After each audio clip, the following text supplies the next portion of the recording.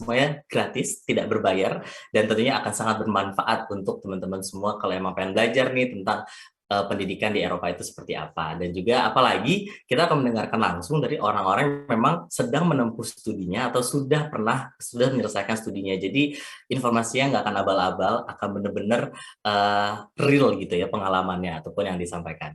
Jadi terima kasih banyak untuk Hanif dan Fitria. Jangan kemana-mana, tetap di sini. Kita akan ngobrol-ngobrol dengan para pembicara yang sebentar lagi akan saya undang. Jadi untuk membahas topik mengenai marine life and marine litter, saya tentunya tidak sendirian karena saya moderator. Mana saya tahu ngomong marine life, marine litter, dan juga beach clean up. Tapi saya pernah ikutan beach clean up di Jakarta dulu, pernah sekali doang.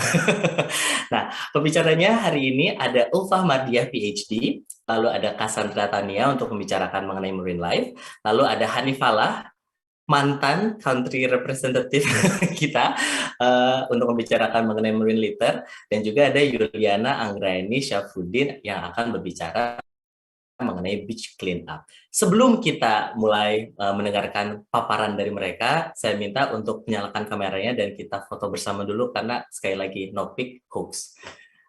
Jadi tolong untuk Kak Ulfah, Kak Hanif, Kak Cassandra, dan Kak Yuliana untuk menyalakan kameranya supaya kita bisa foto dulu. Teman-teman panitia, apakah sudah bisa kita ambil gambarnya? Sebentar, sepertinya sedang di-set. Sudah siapkah? Ya. Sudah siap? Oke, itu saya hitung ya. 1, 2. Sekali lagi boleh ya? 1, 2. Oke. Ya, sesi foto yang sudah selesai berarti acara pun selesai. Oh, tidak. Nggak gitu. Mentang-mentang udah foto kayak udah selesai gitu ya bayangannya. Nah, sekarang saya akan memberitahukan aturan mainnya nih. Jadi nanti dari masing-masing pembicara akan memberikan paparannya terkait topiknya masing-masing dan akan diberikan waktu selama 7 menit untuk presentasi. Nanti di akhir semua presentasi akan dilanjutkan dengan sesi tanya jawab. Jadi bagi rekan-rekan semua yang sudah bergabung di sini ada 159 partisipan yang sudah bergabung. Banyak sekali tepuk tangan untuk teman-teman semua karena di akhir pekannya memilih untuk ngobrol-ngobrol sama kita. Saya jadi terharu walaupun bukan saya sih yang memberikan paparan, cuma saya senang aja bisa gabung sama teman-teman semua. Nanti kalau misalnya ada pertanyaan langsung aja tulis di chat box, nanti akan saya bacakan pertanyaannya dan disampaikan ke para pembicara. Nah, untuk pembicara pertama kita yaitu Ulfah Mardiah PhD. Ia adalah alumna Erasmus Mundus Master of Science in Marine Biodiversity and Conservation. Ulfa juga alumna Erasmus Mundus Joint Doctorate in Science for Management of Rivers and Their Tidal Systems. Saat ini, Ulfa merupakan Data Analyst di Wildlife Conservation Society Indonesia Program. Ulfa Mardiah akan menyampaikan pemaparan mengenai marine life. Kami sediakan waktu 7 menit. Silakan dimulai. Halo, selamat siang semuanya. Semoga sehat-sehat ya. Panitia boleh tolong ya. Terima kasih banyak. Aku langsung aja ya karena waktunya pendek. Semoga teman-teman sehat-sehat semua. Aku akan bercerita sedikit tentang marine life dan topik-topik yang isu-isu yang penting terkait dengan kehidupan biodiversitas laut. Nah, jadi teman-teman pasti tahu Indonesia itu negara yang sangat kaya dari segi biodiversitasnya di darat maupun di laut. Nah, lautan yang ada di Indonesia itu dia tidak hanya menyimpan beragam spesies dengan interaksinya yang sangat kompleks, tidak hanya itu, tapi dia juga memiliki nilai penting untuk kehidupan manusia di sekitarnya.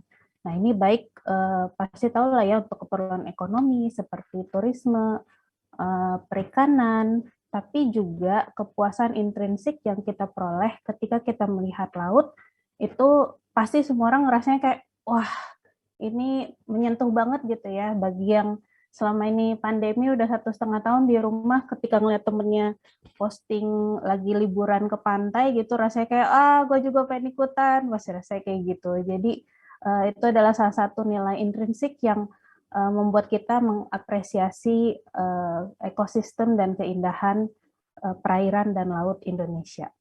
Selanjutnya. Nah, di lepas pantai, terutama yang kawasannya masih belum terlalu dalam, jadi dia masih cukup landai, cahaya mataharinya masih bisa masuk, Dan terutama untuk di kawasan tropis seperti di Indonesia, itu biasanya akan kaya dengan terumbu karang. Nah, terumbu karang, kalau ada anak biologi di sini, pasti tahu ketika dia dalam kondisi hidup, dia akan berwarna-warni nih, seperti ini. Ini merupakan salah satu hasil dari bentuk simbiosis antara polip dengan sejenis alga mikroskopis yang memungkinkan terumbu karang menjadi sangat berwarna-warni, seperti yang kalian lihat contohnya di sini. Next. Nah, karena bentuknya itu beragam, jadi tadi ada yang bentuknya misalnya seperti kipas, seperti spons. Ini memungkinkan bentuknya yang terus ada juga banyak fotosintesis. Nah, ini membuat terumbu karang menjadi habitat yang penting banget untuk semua satwa yang tinggal di situ. Nah, satwanya apa aja sih? Itu juga sangat beragam. Misalnya ada udang, kuda laut, ikan karang, dan lain sebagainya. Nah, terumbu karang dia juga memberikan struktur pelindung untuk pantai. Jadi dia membantu untuk misalnya mencegah erosi di kawasan rumput laut yang agak ke atas, grassland, padang lamun. Kemudian dia juga melindungi mangrove misalnya. Jadi sangat penting untuk terus dilindungi dan dijaga habitatnya supaya tetap seperti itu. Nah, ini kita lihat misalnya salah satu ikan karang, dan ini hanya satu dari ribuan ikan karang yang bisa hidup di terumbu karang. Jadi sangat ketika ekosistem terumbu karang itu sampai rusak, efeknya akan terasa ke semua spesies yang tinggal di situ. Sehingga sangat penting untuk menjaga kelestariannya. Next. Nah, ancaman yang diperoleh terumbu karang itu memang sangat beragam. Mulai ada dari segi biologinya sendiri itu ada penyakit karang, kemudian predasi, blooming alga, dan lain-lain. Nah, tapi salah satu bentuk ancaman yang besar tentu saja dari kita ya sebagai manusia, itu memang efek yang sangat besarnya dari antropogenik gitu isunya. Nah, dari segi manusianya sendiri, misalnya kita melihat kadang ada turisme tuh ya, jadi mereka masuk ke laut, melihat terumbu karang, terus foto-foto sambil pegang tuh terumbu karangnya. Atau sampah dibiarkan menumpuk di pantai. Lalu ada juga misalnya alat pancing yang dipakai yang masih sifatnya merusak terumbu karang dan menangkap ikan secara berlebih. Polusi bahan kimia, nutrien berlebih yang masuk ke dalam laut itu juga akan mengganggu keseimbangan ekosistem terumbu karang itu. Belum lagi ada kenaikan suhu laut dan kenaikan permukaan laut. Jadi kalau permukaan lautnya semakin tinggi, berarti nanti cahaya mataharinya nggak akan bisa sampai cukup ke tempat terumbu karang sekarang berada, sehingga lama-lama dia akan mati gitu karena nggak ada fotosintesisnya lagi. Jadi pusing, kompleks banget masalahnya. Nah, next. Nah, karena itulah, jadi dari segi pentingnya terumbu karang itu banyak hal-hal yang harus diperhatikan, kemudian ancamannya juga beragam. Makanya upaya yang dilakukan oleh yang bisa kita lakukan untuk melindungi terumbu karang itu sangat beragam dan harus dilakukan oleh semua pihak yang bisa melakukannya. Ini sangat beragam. Misalnya ada kampanye dan penyadartahuan untuk masyarakat pesisir misalnya supaya bisa memilih alat pancing yang lebih ramah terhadap terumbu karang.